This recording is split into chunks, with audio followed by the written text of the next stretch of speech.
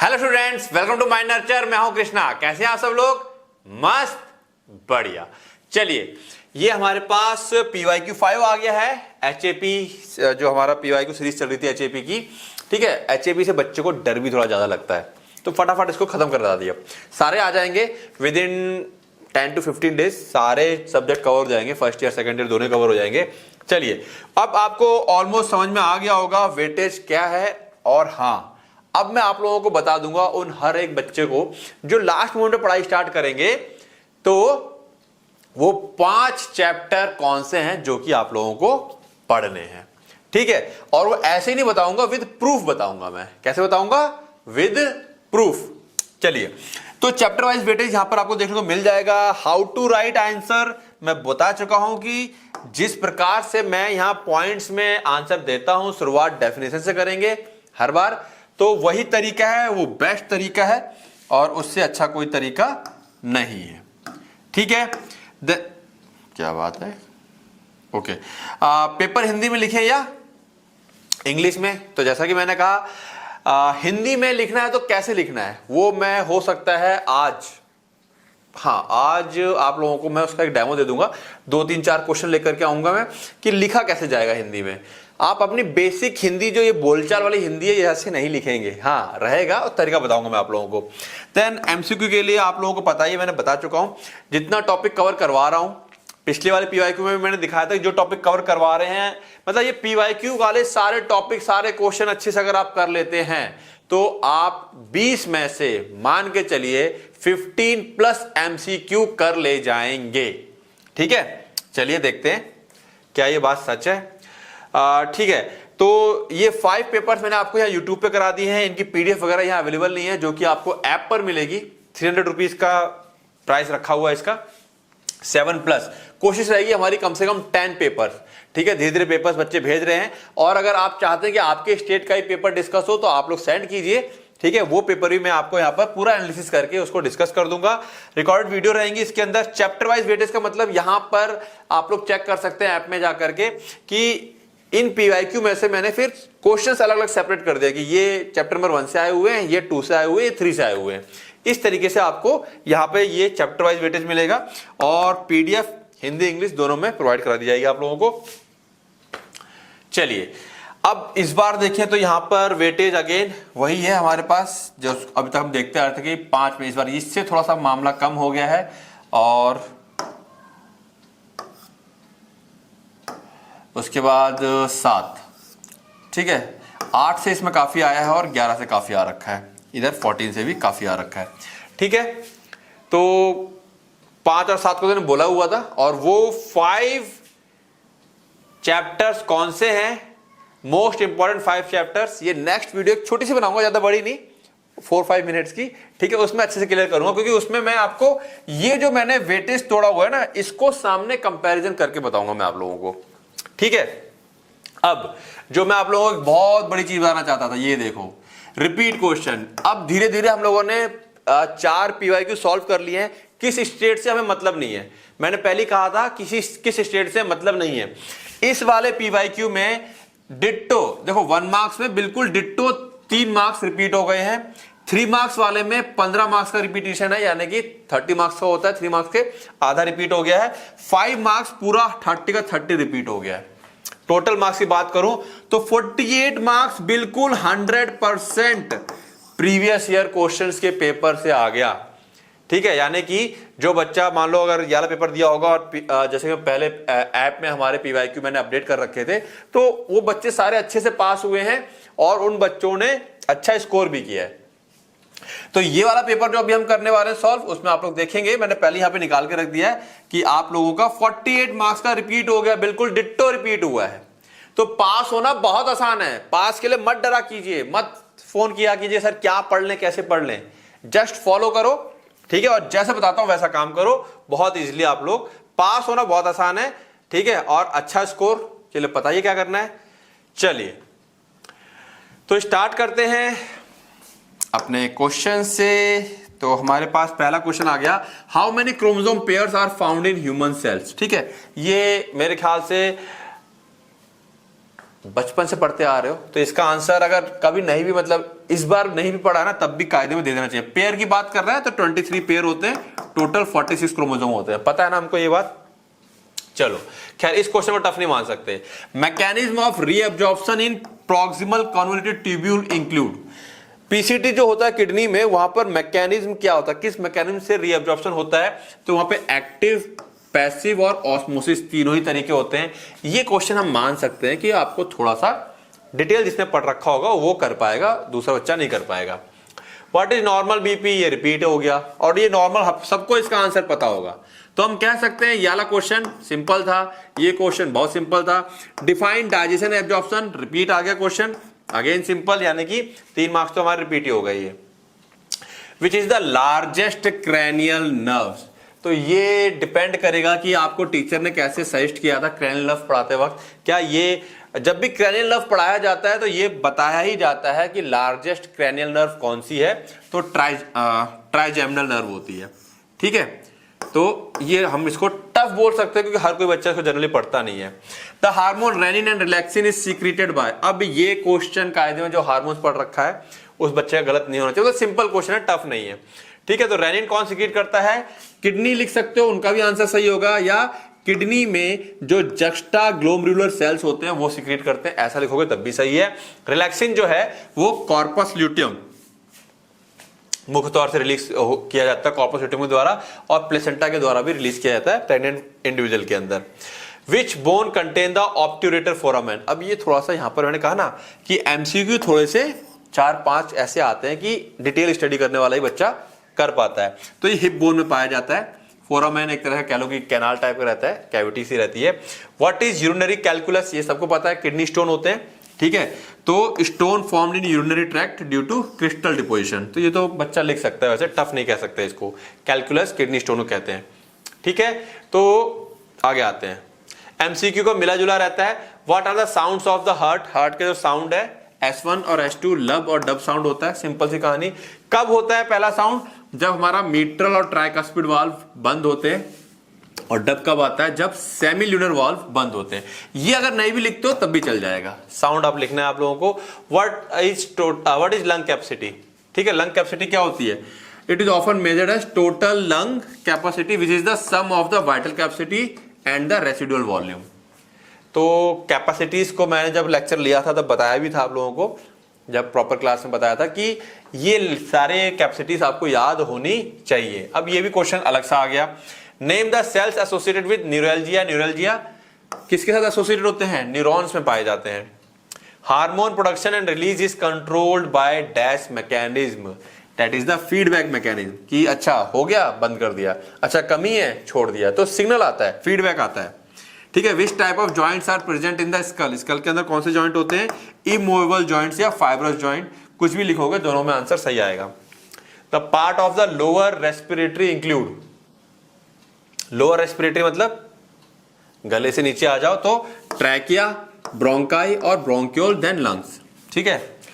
Endocrine system, इसके अंदर कैसी ग्लैंड्स होती हैं, डक्टलेस ग्लैंड होती हैं, तो ये भी कहीं ना कहीं अपना रिपीट है, मतलब हम लोग एंडोक्राइन को पढ़ चुके हैं तो ये रिपीट है। और रेस्पिरेटरी के अंदर ये पार्ट भी आप बता सकते हो, आसान था ये, ठीक है। Blood is a type of dash tissue, simple है, कनेक्टिव टिश्यू टिश्यू पढ़ चुके हैं तो उसमें ब्लड वाला क्वेश्चन आपको आना चाहिए, मतलब पिछला रिपीट हो गया ये। Mention the muscles of the leg and their role, अब ये क्वेश्चन थोड़ा सा अजीब सा आ गया, ठीक है, इतना डिटेल में कोई नहीं पढ़ाते हैं, तो लेग की मसल्स के बारे में पूछ लिया, पूछ लिया तो पूछ लिया है, ठीक है। तो अब ये थोड़ा सा याद करना पड़ेगा। क्वाड्रिसेप्स एक्सटेंशन ऑफ नी, ठीक है। हैमस्ट्रिंग है फ्लेक्शन ऑफ नी, ये एक्सटेंशन करवाता है, फ्लेक्शन करवाता है। और गैस्ट्रोसिनेमिस मूवमेंट ऑफ फुट, वॉकिंग या स्टैंडिंग वाला पार्ट है, उसको ये कवर करवाता है, हेल्प करवाता है, मतलब, ठीक है ना। तो अब यहां पर कुछ क्वेश्चंस हैं जो अजीब गरीब से लग रहे हैं। व्हाट इज ब्लाइंड स्पॉट, ये जब भी आप आई को पढ़ते हो तो ब्लाइंड स्पॉट पक्का पढ़ते हो, ठीक है, इसको हम ऑप्टिक डिस्क भी कहते हैं। Area of retina with no photo receptor, यहां पर कोई भी फोटो रिसेप्टर नहीं पाया जाता है। द फंक्शन ऑफ नेफ्रॉन क्या है, purify blood and form urine, blood को प्यूरिफाई करना और यूरिन को फॉर्म करना। Right the composition of saliva, ये हमारा रिपीट हो गया क्वेश्चन। तो आप यहां देखोगे मिला जुला है, मतलब 20 में से लगभग 12-13 क्वेश्चन ऐसे हैं जो पिछला पढ़ा हुआ है तो आप इजी, मतलब पिछला मतलब पीवाईक्यू अच्छे से पढ़े हुए हैं तो आप सॉल्व कर ले जाओगे, और 7-8 क्वेश्चन ऐसे हैं जो बिल्कुल डीप से पूछा, ऐसे पूछ ले गए हैं कि जो डिटेल जिस बच्चे ने पढ़ाई कर रखी है प्रॉपर, तो वही कर पाएगा। तो देखो क्वेश्चन बनाए जाते हैं इस टाइप से कि थोड़ा सा डिफरेंस हो सके, ठीक है, कौन बच्चा कितना पढ़ रहा है उसके आधार पे। फिर से कह रहा हूं मैं, ठीक है ना, पेपर जो लोग कहते हैं कि पेपर से आपका पता चलता है कि आप कितने पढ़ने वाले हो, गलत। मैं कहता हूं पेपर आपका ये बताता है कि कौन कितने घंटे पढ़ता है। समझ रहे हो? जो ज्यादा घंटे पढ़ता है उसका पेपर ज्यादा अच्छा हो जाता है, रिवीजन बहुत बार कर लेता है। जो कम घंटे पढ़ता है उसका कम मार्क्स आते हैं। हम यहां ये नहीं कह सकते हैं जिसके नंबर अच्छा है उसका दिमाग अच्छा है, बिल्कुल गलत कॉन्सेप्ट है ये। नंबर ज्यादा आने का मतलब आपका दिमाग अच्छा है, ऐसा नहीं है। नंबर ज्यादा आने का मतलब है कि आप ज्यादा घंटे ज्यादा समय दे रहे हो पढ़ाई को, ठीक है। तो आगे से कोई कहे तो जवाब दे देना, लेकिन हाँ, क्योंकि आपका आगे जाके यहीं से क्या है, अर्निंग है, प्रोफेशन है आपका, तो थोड़ा सा टाइम दीजिए। चलिए आगे आते हैं। Describe the structure of mitochondria with neat level diagram. Repeat हो गया हमारा क्वेश्चन ये, ठीक है। Write the functions of lymph. Lymph के फंक्शन, लिम्फ क्या है उसे डिफाइन कर दोगे। Lymph is a clear colourless pale to yellow fluid, ठीक है। कलरलेस होता है या हल्का सा पेल या येलो फ्लूइड होता है, that circulate through the lymphatic system, जो लिम्फेटिक सिस्टम में सर्कुलेट करता है। ये कहां से बनता है? इंटरस्टिशियल फ्लूइड, यानी कि जो सेल्स होते हैं, सेल के अंदर से थोड़ा थोड़ा लिक्विड निकलता रहता है और यहाँ पे इकट्ठा होता है, और यही लिक्विड आगे जाकर के लिम्फ में कलेक्ट हो जाता है, जाकर लिम्फेटिक सिस्टम में जाकर के। फंक्शन क्या है? रिटर्न करता है excess interstitial fluid, returns excess interstitial fluid, proteins and lipid to the blood stream via thoracic duct. अच्छा, यहां पर क्या है, सेल से भी निकलता है और जो ब्लड कैपिलरीज हैं उनसे भी निकलता है। तो अगर लगातार चीजें निकलती रहेंगी और ये वापस ब्लड में नहीं जाएंगी तो ब्लड के वॉल्यूम में या उस चीज की कमी हो जाएगी। तो लिम्फेटिक सिस्टम क्या करता है? कलेक्ट करता है और वापस से ले जाकर के उसको ब्लड में मिलाता है। कहां मिलाता है? थोरेसिक डक्ट में जाकर के डालता है, वहां से इसको मिक्सअप कर देता है वापस ब्लड में, तो वापस लौटाता है इसको, जिससे कि टिश्यू एडिमा यानी कि स्वेलिंग ना हो। अगर यही इकट्ठा होता रहेगा तो स्वेलिंग हो जाएगी। फिर ट्रांसपोर्ट्स डाइटरी फैट्स। लिम्फ क्या करता है? जो भी लैक्टिल्स में फैट को एब्जॉर्ब करके आगे लेके जाता है, ठीक है, as a chylomicron from interstitial lacteals, lacteal से ब्लड के पास, ठीक है। तो डाइटरी फैट को ट्रांसपोर्ट कर रहा है।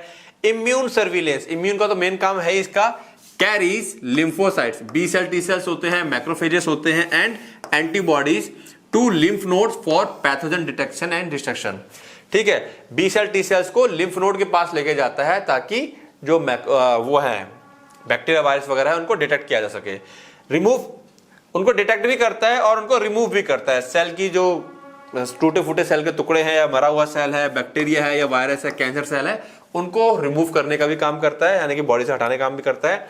मेंटेन फ्लूइड बैलेंस, यानी कि 3 लीटर लगभग पर डे छन जाता है ब्लड से और सेल से, उसको वापस रिटर्न लौटाता है, तो फ्लूइड के बैलेंस को मेंटेन कर रहा है, ठीक है। तो सिंपल है, 4 से 5, यानी कि अगर ये बात की जाए 3 मार्क्स का है, तो right the function of lymph. तो यहाँ पे लिम्फ अगर डिफाइन करते हो तो यहाँ पे 1 नंबर मिल जाएगा आपको यहाँ पर, ठीक है ना, और फंक्शन 2, और 3 नंबर में है तो फंक्शन कम से कम आपको 6 लिखने हैं, ठीक है। यहाँ 5 ही है, 1 नंबर में आपका ये कवर हो जाएगा, ठीक है।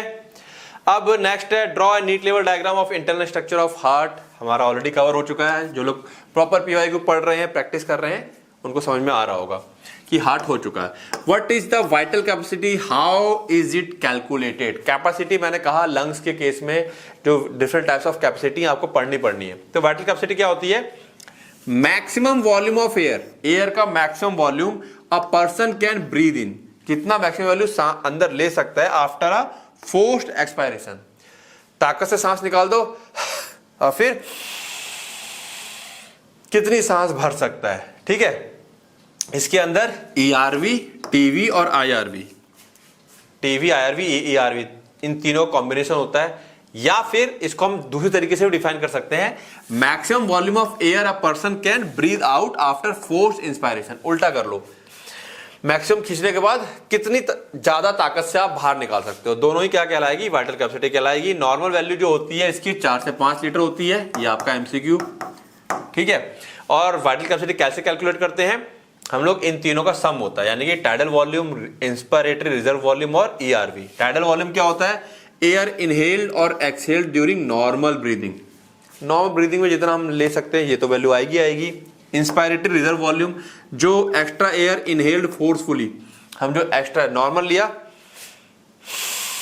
पहले नॉर्मल ले लो, फिर जो एक्स्ट्रा खींच सकते हैं वो आ गया inspiratory reserve volume. Then ERV, expiratory reserve volume, extra air exhaled forcefully, हम एक्स्ट्रा एयर कितना बाहर फेंक सकते हैं। तो इस सबका कंबाइंड मिला करके वाइटल कैपेसिटी होती है, ठीक है।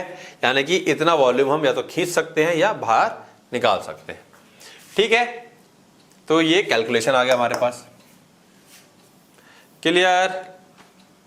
Now what is CSF? Right function. CSF हम सब ने पढ़ चुका है पहले, यानी कि जो पीवाईक्यू था उसमें हमने देखा था, जो कोरॉइड प्लेक्सेस होते हैं, कोरॉइड प्लेक्सेस याद है, वो सीएसएफ बनाते हैं।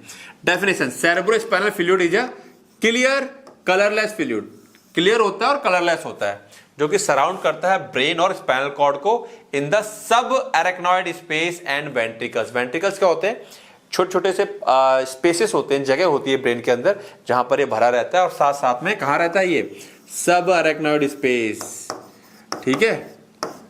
याद आया? सब एरेक्नॉइड स्पेस। फंक्शन क्या है? मैकेनिकल प्रोटेक्शन, यानी कि बॉयंसी। ये क्या मतलब है? ब्रेन खुद 1400 ग्राम का है ना, लगभग 1.5 किलो। 1.5 किलो ब्रेन जब नीचे के हड्डी तो है, अगर ऐसे डायरेक्ट रख देंगे तो वो टकराएगा नीचे, टकराने से खुद डैमेज हो सकता है। अगर नीचे पानी हो तो वो पानी की वजह से क्या रहेगा? पानी के अंदर क्या होता है? चोट नहीं लगती ना। तो ये सीएसएफ जो है उसको नीचे क्या रखता है? तैरा करके रखता है। तो जो 1400 ग्राम इसका वजन है, वो उसको खुद को 50 है, पानी के अंदर वजन कम हो जाता है ना, 50 ग्राम ही वजन रह जाता है, तो वो खुद अपने वजन से अपने आप को नुकसान नहीं पहुंचा पाता है, ठीक है। Prevent the brain from being crushed under its own wait. अपने खुद के ही वजन से ना वो क्रश हो जाए, पिचक जाए, उससे उसको बचाता है, ठीक है।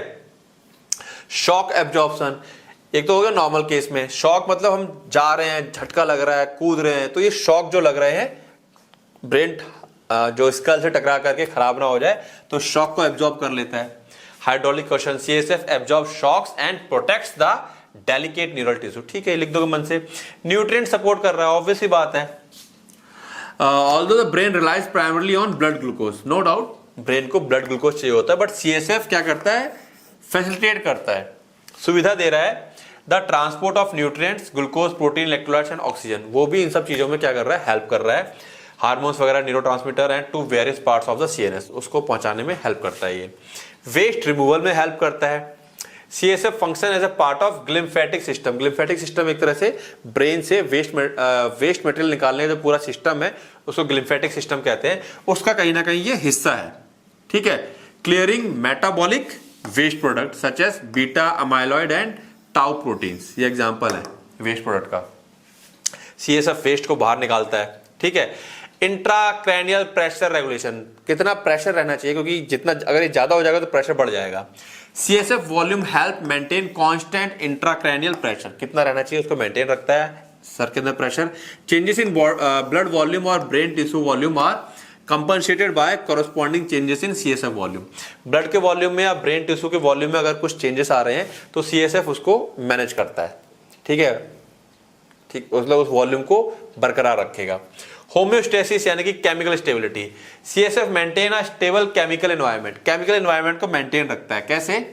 जैसे कि जो आयंस है, एग्जांपल पोटेशियम, कैल्शियम, या टेम्परेचर है, या पीएच है, बफर्स है, इन सबको ब्रेन के अंदर मेंटेन रखता है। जितना चाहिए उतना, पीएच जितना चाहिए उतना रखेगा, टेम्परेचर जितना ब्रेन का चाहिए उतना रखेगा, हार्मोन्स, न्यूट्रिएंट्स जो चाहिए उतना उसको मेंटेन करके रखेगा, देता रहेगा। तो होम्योस्टेसिस भी कर रहा है ये। प्रोडक्शन ऑफ सीएसएफ, ठीक है, जो कोरॉइड प्लेक्सेस हैं brain production of CSF, okay.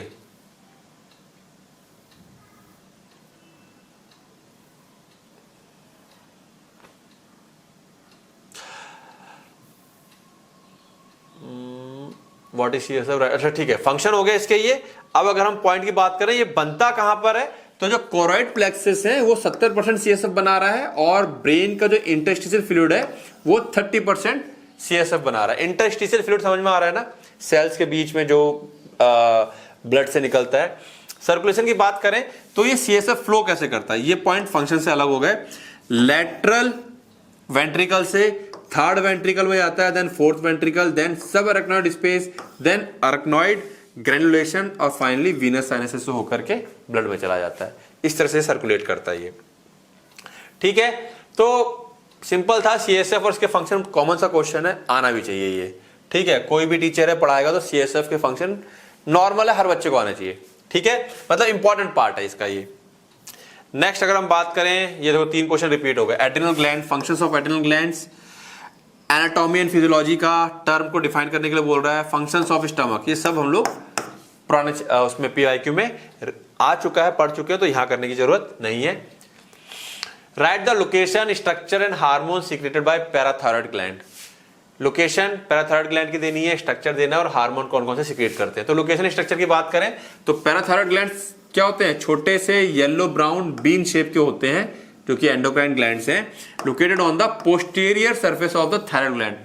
Thyroid gland के पीछे की तरफ पाए जाते हैं। ठीक है, 4 पैराथायरॉइड ग्लैंड होती हैं, 2 सुपीरियर और 2 इंफीरियर, 2 ऊपर की तरफ 2 नीचे की तरफ। साइज की बात करें, स्मॉल ओवल राउंड बॉडीज। ठीक है, लोकेशन हो गया। स्ट्रक्चर की बात कर लें, येलोइश ब्राउन इन कलर होता है। साइज उनका लगभग 6x3x1, लेंथ ब्रेथ हाइट आ गई। कैप्सूल, इन ग्लैंड्स के ऊपर एक कवरिंग रहती है, थिन कनेक्टिव टिश्यू की कैप्सूल की कवरिंग रहती है, जो उसे प्रोटेक्ट करती है। हिस्टोलॉजिकल स्ट्रक्चर इनके माइक्रोस्कोपिक टर्म में देखें काटापीटी करके, parathyroid glands contain mainly 2 types of cell. इसके अंदर 2 तरह के सेल देखने को मिलते हैं, चीफ सेल्स या प्रिंसिपल सेल्स। ठीक है, बहुत ज्यादा होते हैं, ये पैराथायरॉइड हार्मोन को रिलीज करते हैं। और ऑक्सीफिल सेल्स, ये लार्ज सेल होते हैं विद इस्नोफिलिक साइटोप्लाज्म। ठीक है, function not very clear, less active होते हैं, इनका फंक्शन क्लियर नहीं है। ठीक है, ब्लड सप्लाई की बात करें, supplied mainly by branches of thyroid arteries. Thyroid की जो आर्टरीज होती है उन्हीं से ही इसको भी सप्लाई मिल जाती है। मेन फंक्शन, प्राइमरी फंक्शन क्या है, कंट्रोल करता है blood calcium and phosphate level.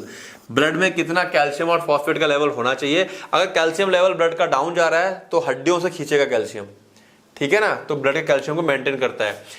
क्यों करता है, which is crucial for functions, nerve के फंक्शन के लिए, मसल कॉन्ट्रैक्शन के लिए और बोन हेल्थ के लिए। ठीक है, सबके लिए इंपॉर्टेंट है ये।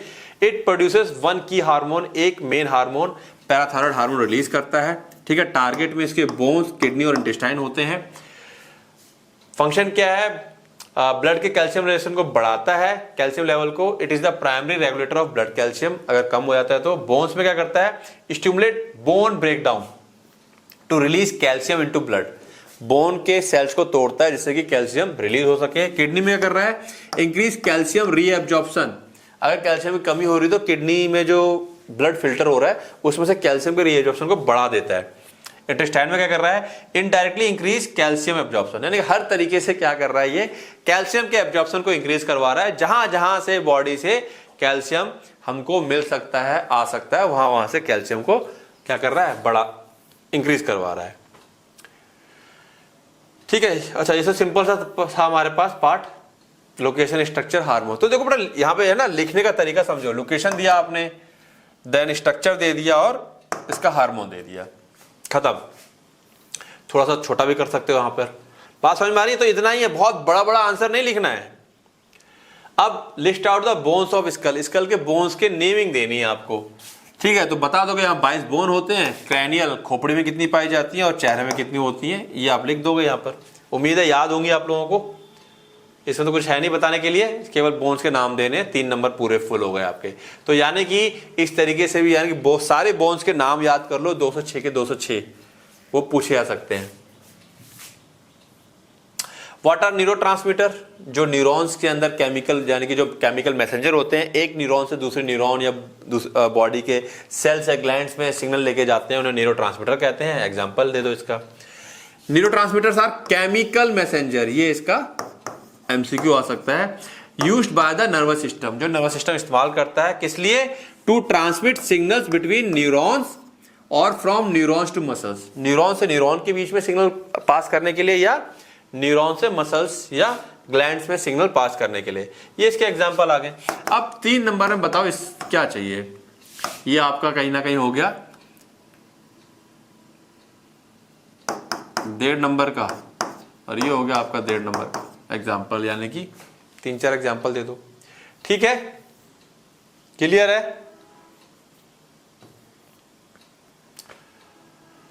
पार्ट सी, इसमें कोई भी 6 क्वेश्चन में जैसे मैंने बताया था, इसमें सब रिपीट ही हो रहा है। Describe muscular tissue with diagram, repeat है। Explain the structure and function of spleen, repeat है। ठीक है, write the physiology of muscle contraction, repeat हो गया। कौन सा PYQ, कौन सा क्वेश्चन दे दिया मैंने, physiology of digestion, meninges, explain meninges in detail, सब रिपीट आ रहा है। तो देखो क्वेश्चन मैक्सिमम रिपीट होना स्टार्ट हो गया। अब एक क्वेश्चन इसमें आया है, describe internal genital organ of male reproductive system with the help of neat level diagram. तो ये डायग्राम कुछ बच्चों को याद होगा, जो बच्चे जस्ट अभी इंटर पास करके आ रहे होंगे। कहाँ का है डायग्राम ये हमने 12th की NCERT से ले लिया। सिंपल डायग्राम 12th में भी आता है ये। ठीक है, तो जो बच्चे 12th करके आ रहे होंगे उनको बड़ा सिंपल रहेगा। तो कुछ नहीं करना, आपको टेस्टिस बनाना है, सिंपल सा डायग्राम जैसे इसको आप बना लोगे इस टाइप से। टेस्टिस प्रैक्टिस करनी पड़ेगी, टेस्टिस बना करके इस टाइप से। मैं तो सिंपल सा कर दे रहा हूँ इसको, नहीं बनाऊंगा, बड़ा गंदा बन रहा है ये। आप लोग बेटा थोड़ा सा प्रैक्टिस करनी पड़ेगी, ठीक है ना, क्योंकि मैंने भी काफी टाइम से इसकी प्रैक्टिस नहीं करी है। तो ये सारे नाम आपको मेंशन कर देने, खेल खत्म। तो लेबल कर दिया आपने, और क्या करना, डिस्क्राइब करना है। तो डिस्क्राइब करेंगे सबसे पहले क्या, टेस्टिस या टेस्टिकल। इसका शेप बता देंगे, ओवल शेप होता है, 4 से 5 सेंटीमीटर की, 2 से 3 सेंटीमीटर वाइड होती है।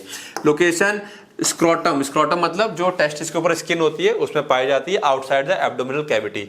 हमारी बॉडी के बाहर क्यों होती है, ताकि इसका टेम्परेचर कम रह सके और कम टेम्परेचर में स्पर्म का फॉर्मेशन हो पाता है। हमारी बॉडी का 37 डिग्री टेम्परेचर होता है, इस टेम्परेचर पे स्पर्म फॉर्म नहीं हो पाता है। ठीक है, फंक्शन मेल सेक्स ऑर्गन होता है, ठीक है, प्रोड्यूस करता है स्पर्म और एक हार्मोन बनाता है टेस्टोस्टेरोन। कवरिंग की बात करें तो इसके ऊपर ट्यूनिका वेजिनलिस और tunica albuginea.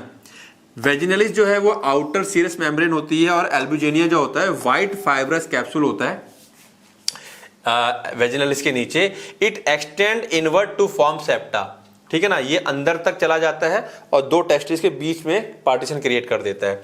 Dividing the testis into testis के अंदर चला जाता है और divide the testis into lobules. मैं आपको बताऊं तो कुछ ऐसा होता है, जैसे कि टेस्टिस है ये, तो टेस्टिस के अंदर जाकर के ना ये इस तरह से लोब्यूल्स क्रिएट कर रहा है, ये अंदर सेप्टा डिवाइडेशन हो रहा है ये, तो ये लोब्यूल्स बना रहा है ये, ठीक है ना। इन्हीं लोब्यूल्स के अंदर सेमनिफेरस ट्यूब्यूल्स मिलेंगे फिर, ठीक है। इंटरनल स्ट्रक्चर की बात करें तो each lobule contain seminiferous tubule. हर एक लोब्यूल के अंदर क्या होंगे, सेमनिफेरस ट्यूब्यूल पाए जाएंगे।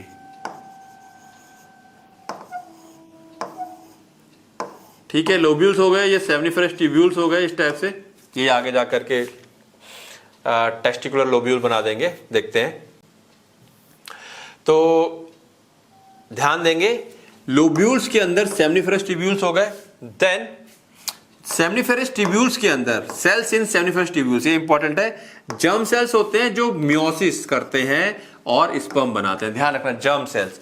दूसरे प्रकार के पाए जाते हैं Sertoli cells, provide nutrition and support to the developing germ cells. जो स्पर्म में कन्वर्ट हो रहा होता है सेल, उसको न्यूट्रिशन प्रोवाइड करने का काम करता है कौन, Sertoli cells. Space between the सेमनिफेरस tubules, ठीक है, सेमनिफेरस ट्यूब्यूल्स के बीच में जो स्पेस होता है, contain blood vessels and interstitial cells. यानी कि अगर हम बात करें, ये था ना यहाँ पर, यानी कि इसको थोड़ा सा डिटेल कर दूं मैं, अगर फुल डिटेल के लिए आप लोग लेक्चर देख सकते हैं। ये एक हो गया सेमनिफेरस ट्यूब्यूल्स, एक ये हो गया। इनके बीच में अगर हम बात करें तो यहां पर हमको क्या देखने को मिलता है, ब्लड वेसल्स और इंटरस्टिशियल सेल्स, या इसको हम लेडिक सेल्स कहते हैं। लेडिक सेल्स आपका एमसीक्यू पूछा जा सकता है, कहां पाए जाते हैं, between the सेमनिफेरस tubules. These cells secrete testicular hormone called androgens. यानी कि जो लेडिक सेल्स होते हैं ये हमारे एंड्रोजन टेस्टोस्टेरोन यानी कि जो हार्मोन है उसको रिलीज करते हैं। An androgen is a hormone that promote the development of masculine characteristics. यही वो हार्मोन है जो मेल के अंदर, मेल दाढ़ी मूछ है ना, चौड़े कंधे, ये सब चीजें क्या करता है, बनाने में हेल्प करता है। Testosterone also promote the men's libido या सेक्सुअल ड्राइव। जो मेल के अंदर सेक्सुअल ड्राइव यानी कि सेक्सुअल इंटरेस्ट आता है वो इसी हार्मोन की वजह से आता है।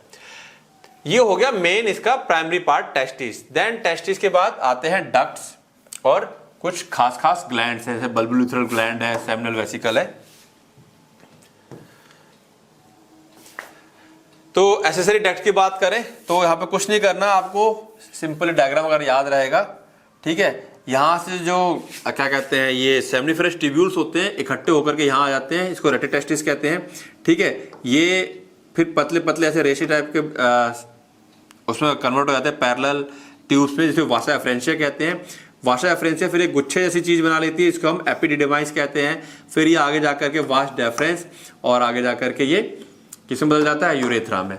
तो ये आपको सीक्वेंस याद रखना है, किसके बाद क्या है, ठीक है। तो rete testis network of tubule inside testis, ये टेस्टिस के अंदर है, जो कैरी करता है स्पर्म को सेमिनिफरस ट्यूब्यूल से, सेमिनिफरस ट्यूब्यूल से स्पर्म को लेके आगे बढ़ता है, ठीक है। कहां, वास एफरेंशिया की तरफ। Vasa efferentia small duct connecting rete testis to epididymis. Vasa efferentia क्या कर रहा है, रेटिटेस्टिस को एपिडिडाइमिस से कनेक्ट कर रहा है।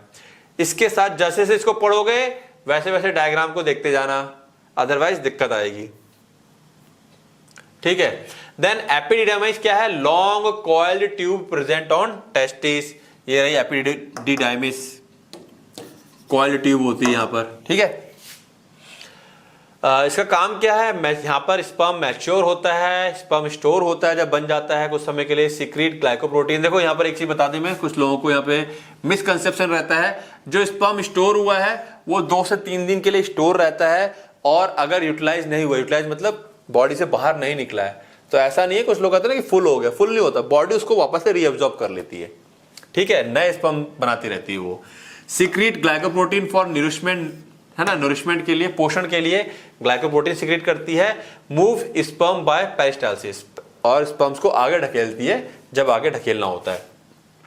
उसके आगे वास डेफरेंस, ये आ गया, ये एपिडिडाइमिस, और फिर आगे जाओगे तो वास डेफरेंस आ जाएगा, ठीक है।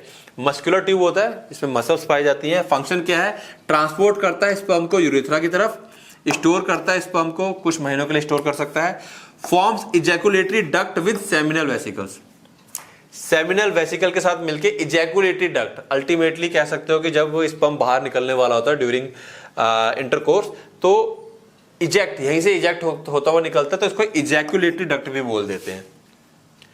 इजैकुलेटरी डक्ट कहां से कैसे बनेगा, vas deferens plus seminal vesicle duct, ये याद रखेंगे, एमसीक्यू रहेगा, ठीक है। यहां पर हो क्या रहा है, mixes sperm with seminal fluid to form semen. ये जो सेमिनल वेसिकल्स होते हैं, ये अपना फ्लूइड, जो जैसी स्पर्म आगे आता है उसके अंदर अपना जो भी म्यूकस है, गाढ़ा गाढ़ा फ्लूइड होता है, वो उसके अंदर मिक्स कर देता है ताकि स्पर्म अच्छे से मूव कर सके, ठीक है। फिर फाइनली आ गया यूरेथ्रा, जो कि लास्ट में जाकर के होता है, जहां से हमारा स्पर्म बाहर निकलता है। ये कॉमन पैसेज होता है यूरिन और सीमेन के लिए, ठीक है। Note, epididymis, vas deferens plus urethra, ये एक्सक्रीटरी जेनिटल डक्ट कहलाता है, ठीक है। ग्लैंड्स की बात करें तो ग्लैंड्स हमारे पास 3 है। एक है सेमिनल वेसिकल, ये क्या करता है, ये 2 पेयर ग्लैंड्स होती हैं जो कि ज्वाइन करते हैं, that join vas deferens to form ejaculatory duct.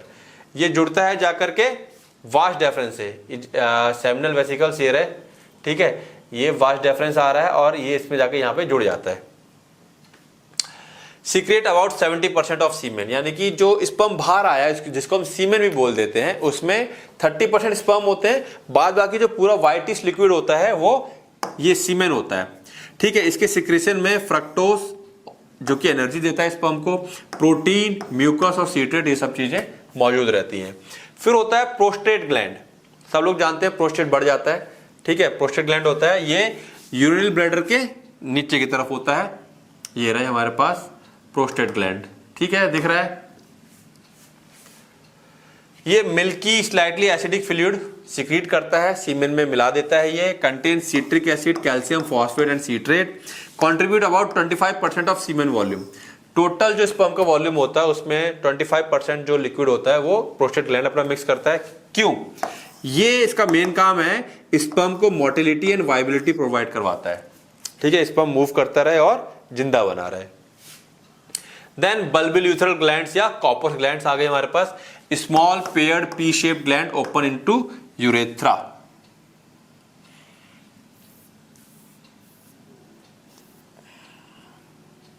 ठीक है, ये आ गया हमारे पास नीचे की तरफ, ये 2 बल्ब्यूल यूथरल ग्लैंड।